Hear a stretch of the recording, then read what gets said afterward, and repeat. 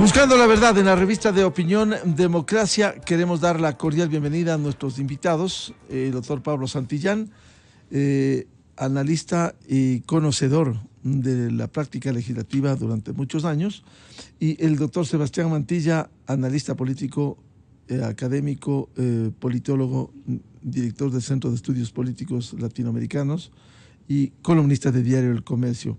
Doctor Pablo Santillán, de su amplia experiencia, ¿cómo se crea una comisión pluripartidista como se establece en la norma legal, pero con algunas distorsiones? Hemos observado que debió haber una representación legítima, no solo legal, legítima, cuando hay 5 bloques legislativos que fueron reconocidos cuando empezó este periodo legislativo el 14 de mayo del 2021, y resulta que para esta comisión, para evaluar a la presidenta de la Asamblea, Guadalupe Llori, se meten a quienes hacen la mayoría, a quienes representan los rebeldes correístas de Pachacuti, a quienes representan quienes no han sido designados por bloques legítimos como Pachacuti o como la Izquierda Democrática, que inmediatamente después de estas designaciones hicieron observaciones y cuestionamientos porque no fueron tomados en cuenta.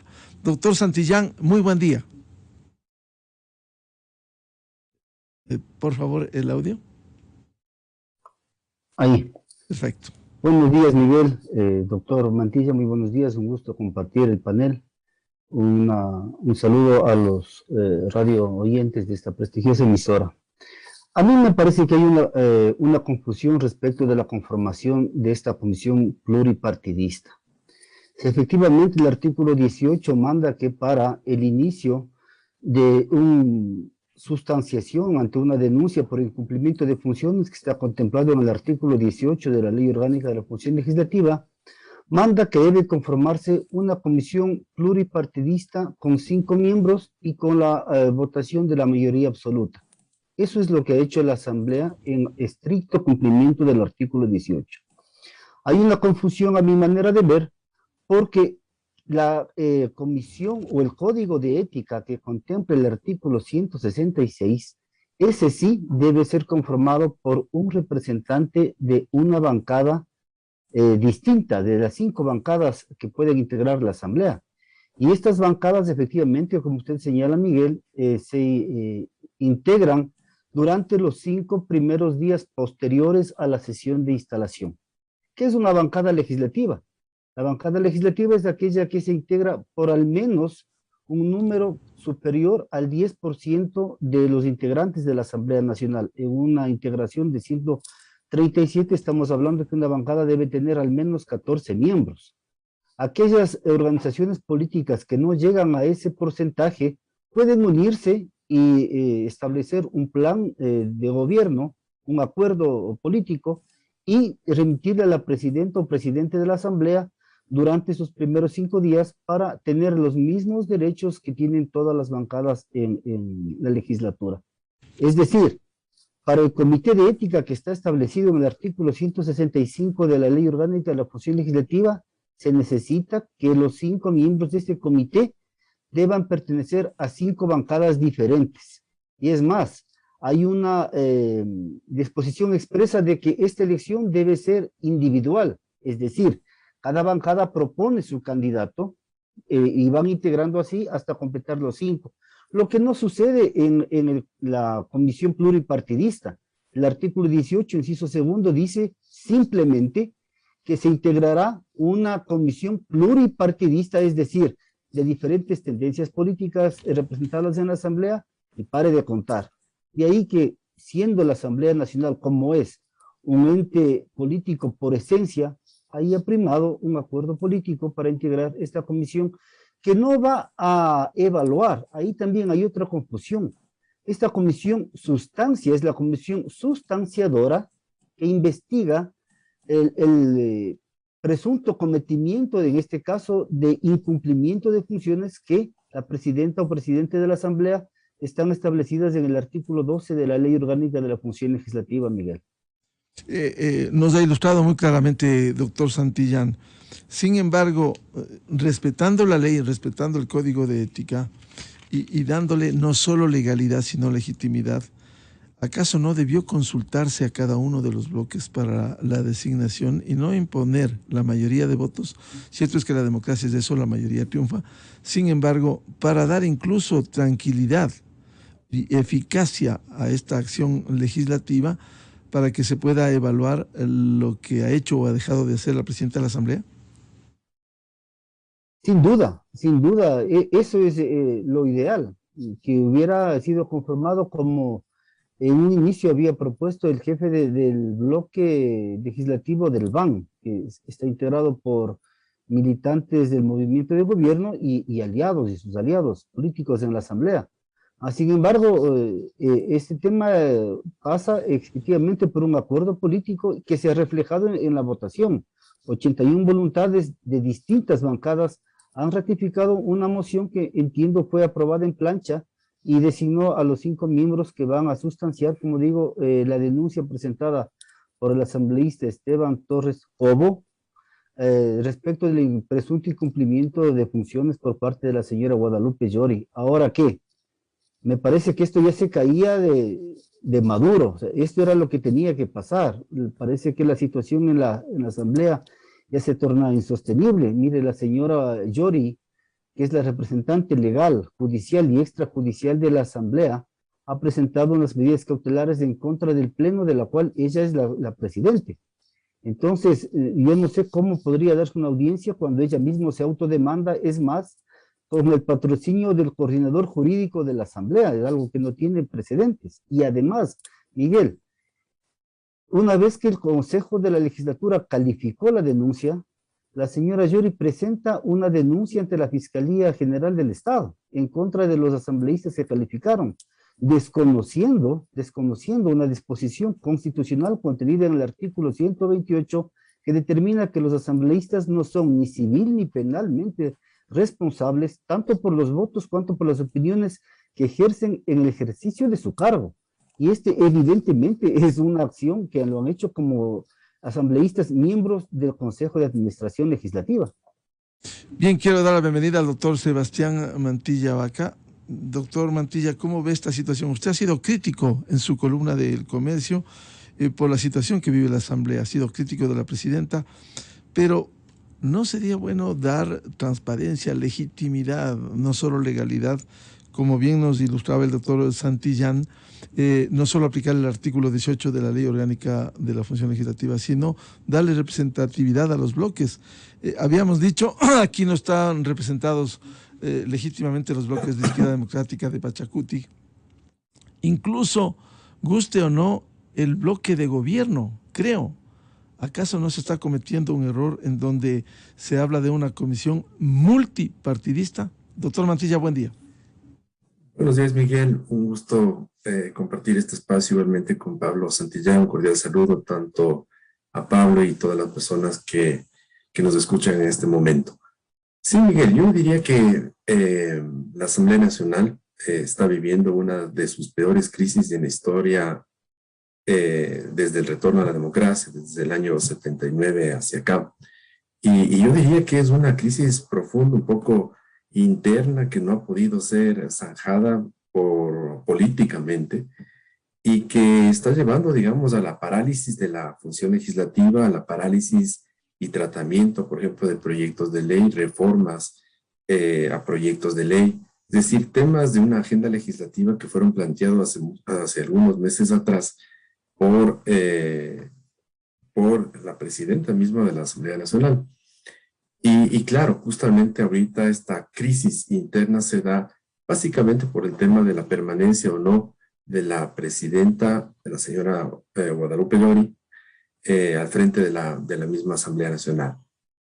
Entonces, vea usted lo que hay que tomar en cuenta, básicamente un legislativo. Ciertamente, claro, la señora Guadalupe Llori fue elegida para un periodo de 2 años.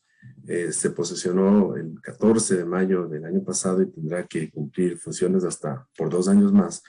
Pero en el fondo, como usted ve, como en todo congreso, en todo parlamento del mundo, un poco lo que mandan ahí son las mayorías y la correlación de fuerzas.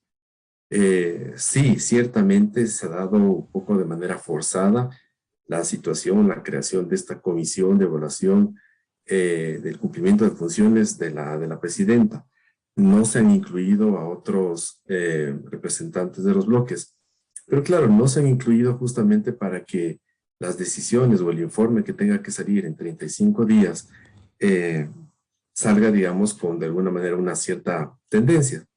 Si esto incluye ahí al bloque de gobierno o incluye a otros bloques legislativos que han votado, digamos, conjuntamente con el gobierno en ciertas leyes, obviamente posiblemente ese informe no va a salir, ese informe saldrá, digamos, con un contenido que mantenga en sus funciones a Guadalupe Lori.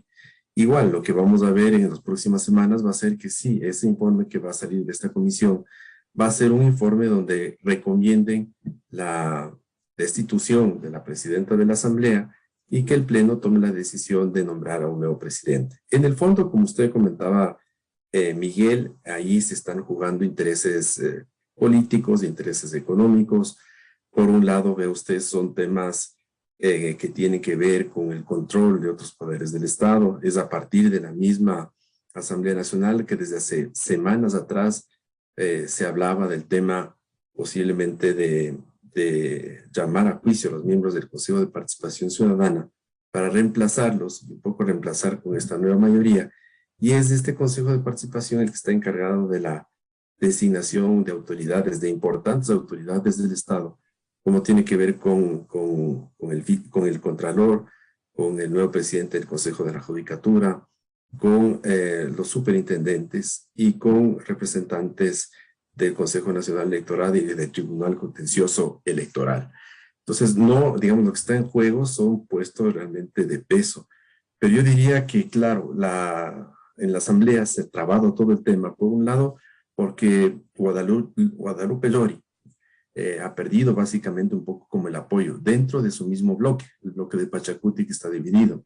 Y también digamos que esos votos que inicialmente le sirvieron para llegar a la presidencia, ya no los hay.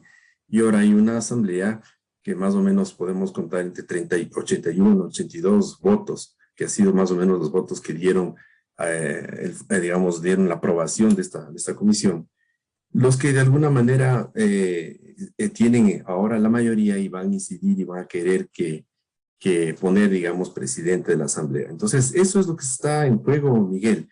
Y si usted me dice, bueno, ¿cuán legal es? O sea, se está atropellando e interpretando de manera también incluso como antojadiza ciertos artículos también del Código de la Función Legislativa que les permitan fundamentar. Usted ve los mismos asambleístas en esta reunión de hace unos par de días, donde se autorizó, digamos, la conformación de esta comisión. Ahí se citaba legalmente un artículo, el otro artículo, se procedió con el proceso que era hacer la denuncia, que eso sea calificado por el CAL, fue calificado por el CAL. La presidenta de la Asamblea nuevamente como se dice, impuso o interpuso una acción legal para impedir, básicamente ante un juzgado de la familia, de la niñez y de la adolescencia, un recurso, digamos, de protección, más o menos lo mismo que hizo el exalcalde Yunda para mantenerse como alcalde, para mantenerse en el poder. Entonces, ¿qué es lo que va a pasar? Bueno, lo que está pasando es justamente profundizarse mucho más la crisis dentro de la misma asamblea y complicar, digamos, el escenario general que tiene que ver con el funcionamiento de las instituciones y de la democracia como tal. Doctor Mantilla, por lo que se puede ver y lo que usted señala, es decir, más allá del atropellamiento de las normas, la legitimidad de la representación, ¿a quiénes, perdón la redundancia, quiénes representan, por ejemplo, los rebeldes? ¿A quiénes representan los disidentes de Izquierda Democrática y del propio bloque del VAN de los independientes? Bueno, es importante lo que usted dice, ¿no? La representatividad. Sí, de alguna manera se ha querido maquillar, por ejemplo, la conformación de esta comisión pluripartidista, diciendo que son de varios partidos. Y ahí están, por ejemplo, representados un asambleísta que es de UNES, está ahí igualmente otro asambleísta que es de Pachacuti, pero ahora ya son el Pachacuti-R, Pachacuti Rebeldes, e igualmente de otras fuerzas políticas. Pamela Aguirre Unes, Peter Calo, Pachacuti Guerre, Pedro Zapata, Partido Social Cristiano, Lucía Plasencia, fue de alguna manera separada de la Izquierda Democrática, y John Vinuesa, que es también como independiente o de un partido movimiento local. Claro, independiente de los independientes, independiente de los independientes. Exactamente. Entonces es muy cuestionable cómo se conforma la comisión, pero lo que está claro es de que se ha conformado la comisión básicamente para que exista una unanimidad en torno a lo que va a concluir esa comisión y en torno a lo que va a escribir ese informe. Y ese informe va a ser de que la presidenta Guadalupe Llori ha incumplido funciones, y en función de eso se somete ese informe al Pleno, y ahora que existe esta mayoría de más de 80 votos, la presidenta en más o menos 35 días tendría que ser destituida. Si es que la presidenta, digamos, permite que se trate ese tema, ve usted, ha estado bien empantanado, y la presidenta está dando, digamos, como pelea. Pero ahí, Miguel, claro, como usted puede ver, ahí se juegan intereses, y ahí también no solamente es el interés personal de la presidenta Llori de mantenerse ahí, sino en el fondo también ahí, mire usted, hay una alianza, y es una alianza que ha existido de ella hasta cierto punto con el presidente Lasso. Es decir, sale Llori y Lasso pierde el control de la asamblea. Sale Llori y la situación de gobernabilidad para el presidente Lasso se le complica. Es decir, quizás, el presidente... Sebastián, quizás pierde el control de la dirección de la asamblea, pero la asamblea, el gobierno no ha controlado casi nada, ¿no? Exactamente, casi nada. Pero es a partir de la dirección de la presidenta Guadalupe Llori como, por ejemplo, pasó la reforma tributaria al no haber sido tratado en el tiempo que determina cuando es un proyecto económico urgente. Es decir, hubieron ciertos manejos que permitieron la aprobación de ciertos temas.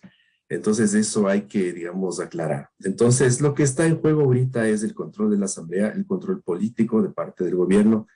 El gobierno tuvo la posibilidad de decretar la muerte cruzada desde hace muchas semanas atrás. El presidente Lasso creyó que acercándose a UNES y que permitiendo, digamos, que salga Glass de la cárcel, no, digamos, presentando o, digamos, no recusando o impugnando en la audiencia de habeas corpus a través de los representantes del SNAI, permitieron que salga Glass y creyeron que con esto se facilitaba la situación. La cuestión es que no es así, y creo que, como usted puede ver, Lasso está perdiendo hasta cierto punto el control, no solo de la asamblea, sino se le complica políticamente en las próximas semanas y meses. Es decir, la situación de la asamblea estaba complicada en su manejo y después va a estar peor, Miguel. Doctor Pablo Santillán, de su amplia experiencia, explíquenos, evaluación política de la presidenta de la asamblea, evaluación del CAL, de los 7 integrantes. Incluso se ha mencionado el requerimiento de una mayoría que quiere tomarse las comisiones. Y allí hemos visto los cuestionamientos a quien viene realizando un trabajo destacado desde la Comisión de Fiscalización. ¿Se puede arrasar, hacer tabla rasa de lo que se integró hace un año prácticamente y sacar a la presidenta de la Asamblea luego de la evaluación sesgada, sacar a los miembros del CAL y tratar de reorganizar las comisiones? ¿Es viable o no esto? No, Miguel, no es viable. Los caprichos y a veces esos, como decía algún político, sueños de perro que tienen algunos actores políticos, están limitados por lo que dispone la ley. Sobre todo hay un dictamen de la Procuraduría General del Estado que no se puede cambiar la integración de las comisiones, que son en los primeros 15 días de la instalación del periodo legislativo y se renovan cada 2 años. Y usted conoce, Sebastián, igual, que los cumplimientos de los dictámenes de la Procuraduría son de cumplimiento obligatorio. Yo quería un poco manifestar mi opinión sobre lo que dice Sebastián respecto del informe. A partir de las reformas a la Ley Orgánica de la Función Legislativa de noviembre del 2020, se creó este comité de ética que antes fue abolido en esta ley orgánica que puso en vigencia el Correato bajo la presidencia del Corcho Cordero. Nuevamente, viendo los casos de corrupción, temas diezmos mismo, que con un exasambleísta lideramos en esa oportunidad, las denuncias, se conformó el comité de ética y se estableció un trámite sumario, sumarísimo diría yo, que en 35 40 días, cumpliendo los plazos máximos desde la presentación de una denuncia, ahí llega un informe al Pleno. Ahora bien, este informe, como todos los informes de las comisiones, no son vinculantes, no son vinculantes. Si bien podría haber como se entiende que habría un informe recomendando la destitución de la señora Yori, el Pleno finalmente es el que decide. Ahora bien, de la conformación podría haber no un informe, sino varios informes. Si es que no hay informe de mayoría, el presidente de la comisión tiene que remitir a la presidencia de la asamblea un informe con las motivaciones y las actas de cada miembro de esta comisión pluripartidista. Y los asambleístas que no estuvieran de acuerdo con el informe también pueden presentar informes de minoría en el sentido que correspondan luego del proceso de investigación. Ahora bien, lo que aquí nosotros anhelamos es que se lleve las cosas respetando las garantías del debido proceso. Parecería que la suerte está echada, pero no por lo que decida la comisión, sino por las actuaciones de la señora Yori, como bien ha definido Sebastián. Ahí hay unos incumplimientos y ha hecho unas jugarretas para poder imponer algunas leyes como la ley impuestera, por ejemplo, la ley tributaria. Y esto me recuerda cuando en el Correato pasó esa ley que contenía el impuesto verde, que llegó a la Asamblea, el Corcho Cordero remitió a la Comisión de Presupuesto bajo la presidencia de Paco Velasco, y él se lo guardó los 30 días. 30 días no la puso a conocimiento de la comisión. Varios intentos hizo el Pleno de pedir a la comisión que elabore el informe y para que conozca el Pleno como establece la ley. Pero no, ahí se impuso no solo la fuerza de los votos, sino la fuerza del cajón del escritorio del señor Velasco y del señor Cordero. Y pasados los 30 días remitieron al registro oficial porque entró por ministerio de la ley. Entonces, estas prácticas no son de ahora. Respecto de los asambleístas que integran la comisión, que han hablado de los independientes, miren Miguel y Sebastián, la memoria es frágil de los ecuatorianos. No nos olvidemos que el BAN, yo quiero ser objetivo, o sea, no estoy cuestionando el tema, sino que poniendo los hechos sobre la mesa. Mire que el BAN tiene un número importante de asambleístas, con asambleístas que llegando auspiciados o incluso militantes de organizaciones políticas, a la fecha de instalación se declararon independientes y formaron parte del BAN. Por eso es un bloque numeroso, porque no son todos los integrantes del BAN asambleístas electos por el partido de gobierno. Entonces, están criticando lo que han hecho. O sea, a mí me parece que, como bien señala Sebastián, este es un acto político donde priman los acuerdos y las mayorías. Finalmente, respecto de que el control de la asamblea pueda cambiar el tema de la gobernabilidad, sí y no, porque de acuerdo al modelo que está diseñado en la Constitución de Montecristi, esta asamblea ha tenido una castración en cuanto a sus atribuciones y funciones.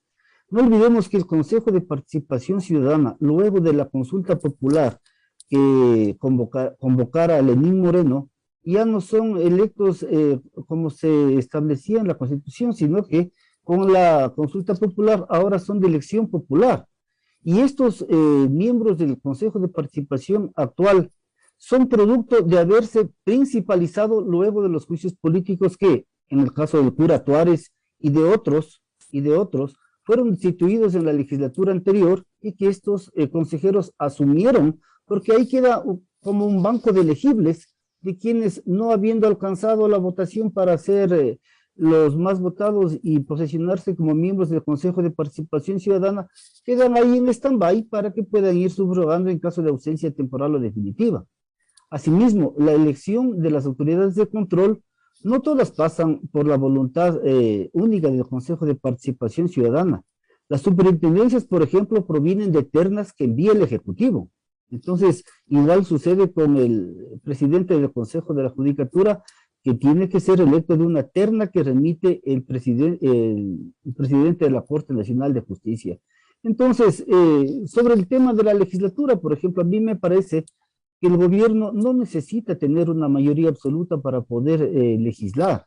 Necesita lo que sí necesita es tener acuerdos y ejercer el derecho a veto que tiene como colegislador, como lo hizo el Correato. No nos olvidemos que, claro, en una mayoría que tenía 100 asambleístas verdes, sin embargo, nos imponían las leyes a través del veto, que es controlando 1/3 de los integrantes de la Asamblea Nacional.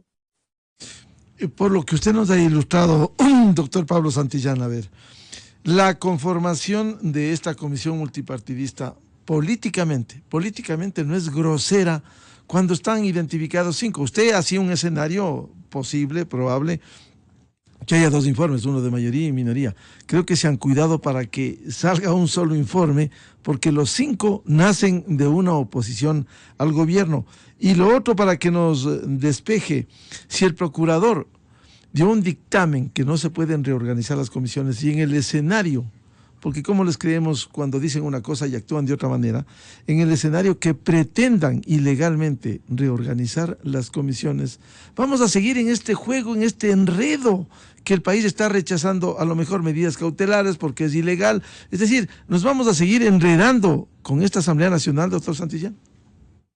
A ver, esta intención de cambiar las comisiones y principalmente la Comisión de Fiscalización ya se dio en la legislatura anterior. Las legislaturas anteriores que tenían una comisión que se les conocía como comisión de archivo. Todo proceso iba a la comisión y ahí con acuerdos políticos se quedaban los juicios políticos. Ahora justamente para evitar esa discrecionalidad, todo proceso termina en el Pleno. En el periodo anterior, por ejemplo, la Comisión de Fiscalización recomendó el archivo del juicio al ex ministro de Trabajo del presidente Moreno. Andrés Isch. Andrés Isch, exactamente. Fue con esa recomendación al Pleno, pero el Pleno, como no es un informe vinculante, luego del proceso que se sigue en el Pleno, terminó censurando y destituyendo al ministro Isch. Lo mismo sucedió en la época de la administración del señor José Serrano. Ahí fue cuando se pidió un informe a la Procuraduría respecto de esta posibilidad o esta intencionalidad que tenían los asambleístas de la época de modificar las comisiones. Y el pronunciamiento del procurador está vigente y eso no se puede hacer.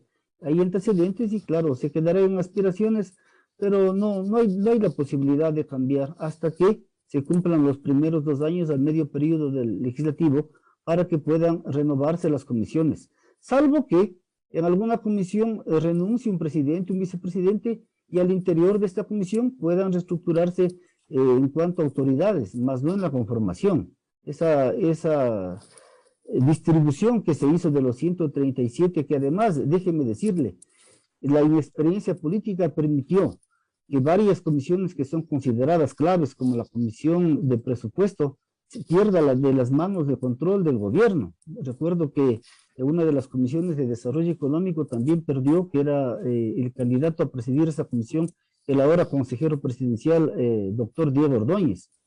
O sea, si hacen lo que han hecho ahora en la comisión, si hubieran visto una conformación de las comisiones claves de tener una mayoría sólida que permita garantizar la elección de sus autoridades al interior de cada comisión, no estuviéramos viendo lo que estamos viendo en estos días, Miguel. Muy importante lo que ha dicho el doctor Pablo Santillán, nos hace acordar, siempre los gobiernos, y quiero consultarle esto a Sebastián Mantilla, siempre los gobiernos trataron de controlar las comisiones tan fundamental, la de régimen económico, la de presupuesto, y ahora se les pasó de alguna manera. Ahora, ¿qué piensa Sebastián Mantilla esta intención, haciendo tabla rasa del ordenamiento jurídico, de tratar de reorganizar las comisiones? Porque uno de los corazones que se está debatiendo en el país cuando se busca impunidad del bloque mayoritario de la Asamblea Nacional, muchos glosados, muchos perseguidos por lo que hicieran durante los 10 años del correísmo, no les interesa ese control de la fiscalización, que han venido saliendo informes muy importantes. ¿No sería un error más, una violación, el que pretendan cambiar la estructura. Porque en este momento dicen, no, solo es Yori. Pero ¿qué garantiza lo que quieren apuntar el control de los organismos de control? Perdón la redundancia, porque precisamente buscan la impunidad.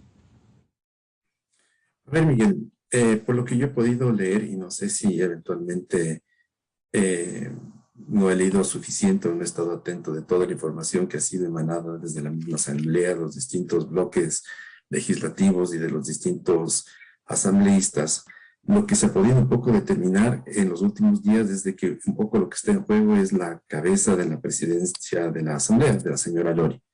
Se ha mencionado también que hay intención de controlar el CAL, pero yo diría que de acuerdo a la misma correlación de fuerzas que existe dentro de del Consejo de Administración de la Legislatura del CAL, existiría también una mayoría en función de estos nuevos 81 votos más que tiene la Asamblea.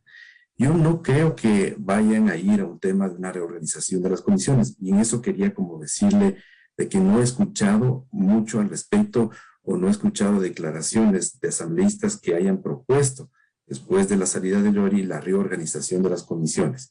Lo que sí quiero mencionarle, y mire, y esto es un poco interpretando lo que uno puede escuchar de distintos actores políticos, es de que lo que sí les va a interesar, por ejemplo, a la nueva mayoría, si es que sale ya Guadalupe Yori, es la conformación de esta Comisión de la Verdad.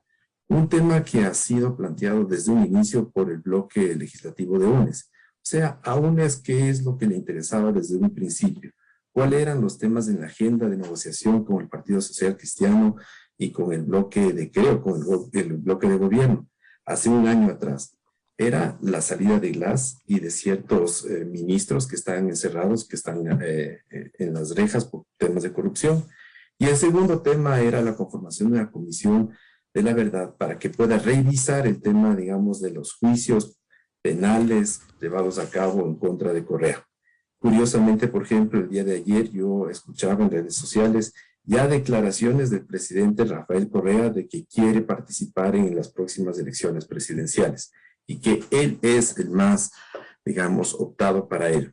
Entonces yo le diría que el tema de fondo que viene, más que la reorganización de las comisiones, sería la conformación de esta Comisión de la Verdad para que revise, por ejemplo, estos juicios llevados a cabo por ciertos jueces y revisar un poco el tema de los juicios, digamos, relacionados con el señor Correa. No sé cuál sea como el camino que se tenga que seguir, no sé si eso sea revisable o no, pero yo solamente me pongo a ver lo que ha pasado, por ejemplo, aquí en el Ecuador, con ciertos juicios que después dicen que no han estado debidamente sustanciados, etcétera, etcétera. O mire usted lo que ha pasado en América Latina, específicamente con el expresidente Ignacio Lula da Silva. Curiosamente, después de haber sido enjuiciado por temas de corrupción, después de eso, esos juicios se echaron abajo y ahora él es una opción política en el Brasil, es decir, va a ser el próximo presidente del Brasil. En el caso de Correa, yo ya mencionaba desde anteriormente lo mismo, cuando yo un poco era muy crítico frente a la posición que tuvo Lasso frente al habeas corpus de Glass y digamos a este acuerdo no explícito, no claro entre el gobierno y UNES. Yo mencionaba que el tema de fondo no era solamente la salida de Glass, sino la participación del presidente, expresidente Rafael Correa en las próximas elecciones. Eso es desde mi punto de vista, Miguel, no sé si me equivoqué o no, pero eso es lo que está en juego. A ver, doctor Pablo Santillán, la creación de una comisión de la verdad, ¿qué piensa usted? Yo pienso lo que dice la Constitución, que aquí hay una institucionalidad y que quien investiga es la Fiscalía General del Estado y quien juzga y sanciona es la Corte Nacional de Justicia, no más. Aquí hay jueces naturales y para mí no tiene pies ni cabeza. Porque si vamos a revisar una comisión sobre la cual el ahora ministro de Gobierno, al inicio de este periodo legislativo, veía como una posibilidad cierta de que pueda revisarse los procesos judiciales. Entonces, todas esas cosas, esas suspicacias nos hacen pensar que efectivamente, como dice Sebastián, hay un acuerdo no declarado, pero que ahí está, si es que es pato, creo como pato y todo, entonces es un pato. La mujer de César no solo tiene que ser, sino tiene que parecer. la Comisión de la Verdad, el presidente Correa también a confesión de parte ha dicho que sí, que es un interés porque es un perseguido político. Y el señor Lucero, que fue hasta hace unos días jefe de la bancada de Pachacuti, ha reconocido que esas son las intenciones que tiene el correísmo. Como le decía al inicio Miguel Sebastián, a estos sueños de perro son los que yo me refería de algunos actores políticos que me parece que fue casi una sentencia del señor Avicena Bucarán, si es que estoy mal, no estoy mal. Averroes Bucarán. Entonces, Averroes Bucarán. Sí. Pero ahí yo lo que hago es un llamado a la ciudadanía respecto de este tema del señor Glass, que de conformidad con la ley, él fue sancionado y procesado con el Código Penal anterior, en aplicación estricta de la ley, que aquí hay un principio de seguridad jurídica. Él tenía que haber salido cuando salió el tío, que ya falleció. A lo que nos enrostran en la cara es esta metida de manos a la gestión de cómo han procesado este habeas corpus. A todas luces, ahí sigue atropellando toda institucionalidad, toda norma. Entonces, claro, ahí la ciudadanía indignada se ha hecho sentir y claro, el gobierno de alguna manera ha querido reaccionar y hasta ahora no tenemos resultados de esa indignación del gobierno. Cuando se dio el habeas corpus, todas las cuentas oficiales de las redes sociales mostraban su indignación, pero la acción de los representantes, de los servidores públicos, representantes tanto del SNAI cuanto del Centro de Rehabilitación Social decían todo lo contrario. Y ahora en la apelación, es evidente que no sé qué pueden apelar cuando se allanaron tácitamente a todos los argumentos de la parte de defensa del señor Glass para argumentar todas las barbaridades que argumentaron su estado de salud, que no podía caminar, que tenía enfermedades que no le permitían dar un paso, y salir en hombros a hacer un mitin político en vehículo, es más, hasta llegar de La Tacunga a Guayaquil. Todas esas cosas han indignado a la ciudadanía y un poco ha hecho recular, al menos en el mensaje al gobierno. Lo mismo debería activarse la ciudadanía respecto de estas intenciones de sus representantes en la Asamblea Nacional. Esta constitución, además de tener un modelo representativo, tiene un modelo de participación ciudadana. Y esa participación, sin ser burocratizada, debería activarse para cuando, en casos como estos, que nos quieren ver la cara a los ciudadanos, tenga que hacerse sentir y presionar a nuestros representantes para que puedan ir por el camino correcto que demanda la ciudadanía. Por lo que usted señala, doctor Santillán, sí fue vergonzoso el que no hayan actuado debidamente, oportunamente, partiendo de la audiencia en Manglar Alto, los delegados del gobierno, y luego tratan de lavarse las manos. En todo caso, por lo que usted señalaba, doctor Santillán, esta Comisión de la Verdad, si aquí hay independencia de las funciones, en el escenario de crearse, en el escenario de sacar un informe, seguramente van a conformar una comisión igual que la multipartidista, 5 o 6 miembros de la misma dirección, que plantee que debe revisarse la sentencia como consagra el COIB ahora. ¿Puede incidir en qué estado legal estamos en el Ecuador? Absolutamente es una violación de la norma. Como yo le digo, yo por formación soy un respetuoso de lo que dice la ley, más allá de que haya el tema de la legalidad y la legitimidad. Pero aquí la norma es clara. Quien lleva los procesos de investigación por mandato de la Constitución, que diseñaron ellos mismos en Montecristi, y que en esa parte es lo correcto, le corresponde a la Fiscalía General del Estado. Y le digo, la Fiscalía investiga, los jueces sancionan, y el Estado es el que hace cumplir las sanciones que impone la justicia. De ahí hay una Comisión de la Verdad, integrada por unos miembros de una asamblea con el desprestigio que tiene a cuestas, y ni siquiera han podido evacuar sus más elementales atribuciones y obligaciones. No le veo futuro. Serán aspiraciones, veamos qué dice la gente en las calles tiene que hacerse sentir respecto de esto. Este tema del señor Glass lo que ha evidenciado es que no es como ellos decían, que tienen una mayoría y una aceptación mayoritaria respecto de su tendencia, de su líder. La gente se ha manifestado indignada con esta burla, el tratamiento de los cuerpos que ha hecho tabla rasa de todas las disposiciones legales para acceder a este beneficio constitucional.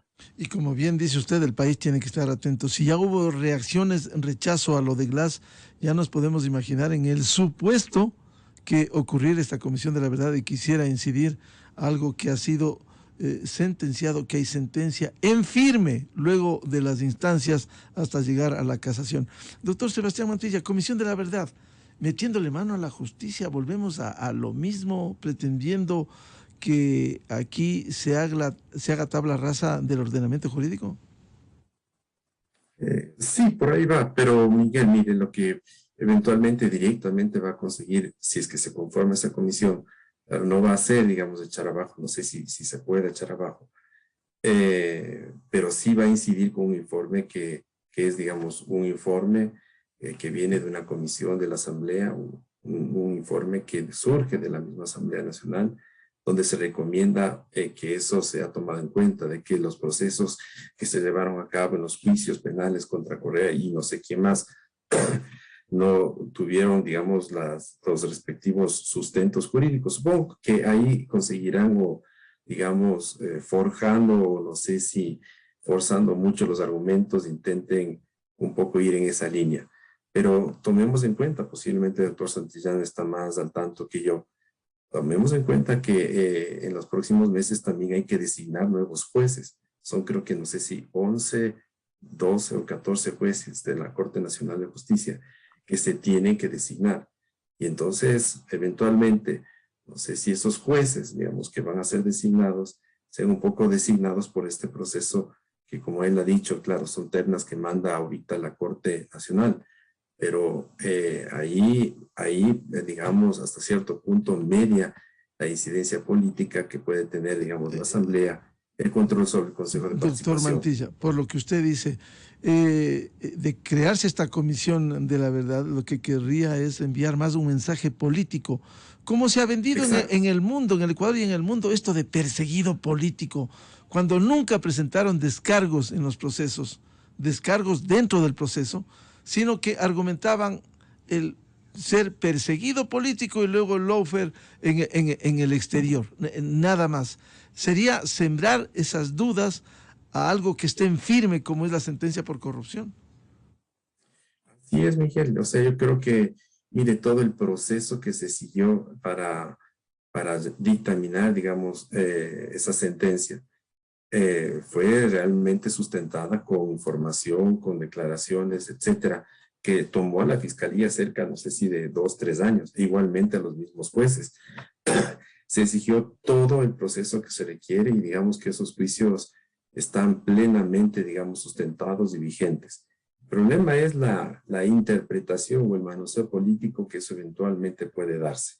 Y claro, en una situación de crisis institucional, crisis de la Asamblea Nacional, crisis, por ejemplo, del sistema de justicia, un juez de manera harto que, digamos, violando hasta cierto punto los procedimientos, aboca conocimiento de un tema de habeas corpus que no podría por un tema de que eso tenía que haber sido tratado en otra circunscripción. Por ejemplo, en el caso del señor Glass está encarcelado en la Tacunga, tenía que ser tratado un habeas corpus ante un juez competente de esa, digamos, ciudad o provincia.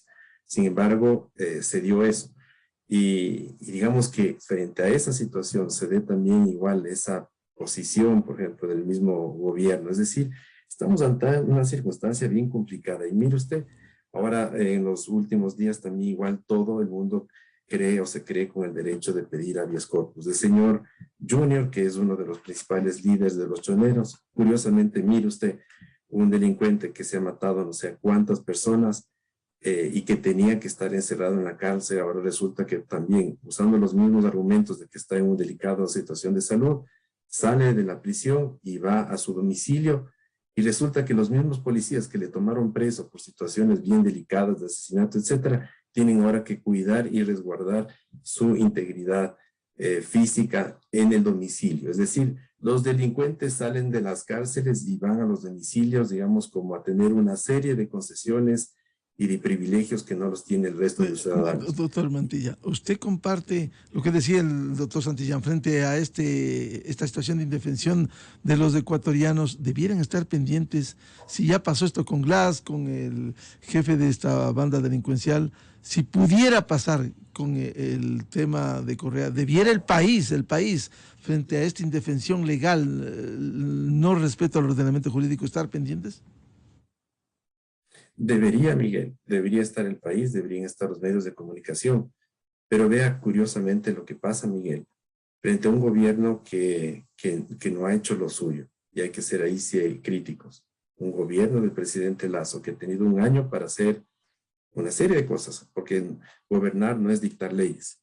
Y frente a un gobierno que digamos que no hace su tarea, no es raro encontrarse cuando yo camino o me subo un taxi o camino por las calles y hablo con la gente de que dicen, cuando estábamos con Correa estábamos mejor, Miguel. Entonces, yo no sé si haya la gente que eventualmente salga a protestar cuando un gobierno que debería hacer, digamos, su trabajo para demostrar su combate a la corrupción, que trabaja por la generación de empleo, que no se olvida de los sectores desprotegidos, debería, digamos, aprovechar eso para, de alguna manera, capitalizar. Pero claro, aunque le hago un apunte. Cuando salió Glass no tuvo ese eco que tanto proliferan desde el correísmo. Sí, efectivamente, así es. Yo creo que igual, así hay, o sea, así como hay seguidores, por ejemplo, del correísmo, seguidores, digamos, tenemos una votación, seguidores duros, digamos, fieles del correísmo, existe una gran mayoría de la ciudadanía en todo el país que le molesta los temas de la corrupción, que le molesta estos problemas, estas crisis institucionales, que le molesta cómo están actuando los políticos dentro y fuera de la asamblea, que le molesta que se olviden y que de alguna manera ya cuando llegan al poder se olviden básicamente de sus ofertas de campaña y que un poco dejen abandonado el país en términos, como usted puede ver, problemas de inseguridad, problemas de desempleo, problemas de marginalidad, etcétera, etcétera, etcétera. Bien, muchas gracias por ilustrarnos en un tema que debía ser precisado, como es el trabajo legislativo, lo que vienen haciendo, lo que han dejado de hacer y que reclama el país. Al doctor Pablo Santillán, experto en temas legislativos, y al doctor Sebastián Mantilla, politólogo, muchas gracias por atender a la revista de Opinión Democracia. Muy buen día. Muchas gracias, Miguel. Buen día. Un gusto, Sebastián. Muchas Igualmente, gracias. Pablo, saludos. 125 minutos en el territorio continental ecuatoriano buscando la verdad. Vamos a hacer una pausa publicitaria y tenemos previsto analizar la situación de inseguridad en el país y los militares a las calles. Invitados, el arquitecto Fernando Carrión, el general Wagner Bravo y el mayor Fidel Araujo. Miguel Rivadeneira en la revista de Opinión Democracia. Bienvenidos al microinformativo de la hora. La creación del Banco de Fomento Económico se oficializó. Esta nueva entidad pública operará desde el 1 de enero de 2023. La firma del Decreto Ejecutivo 406 cumple con la fusión de la Corporación Financiera Nacional y Banecuador para dar paso a esta nueva entidad. El presidente Guillermo Lasso indicó que el nuevo banco empezará funciones con una cartera saneada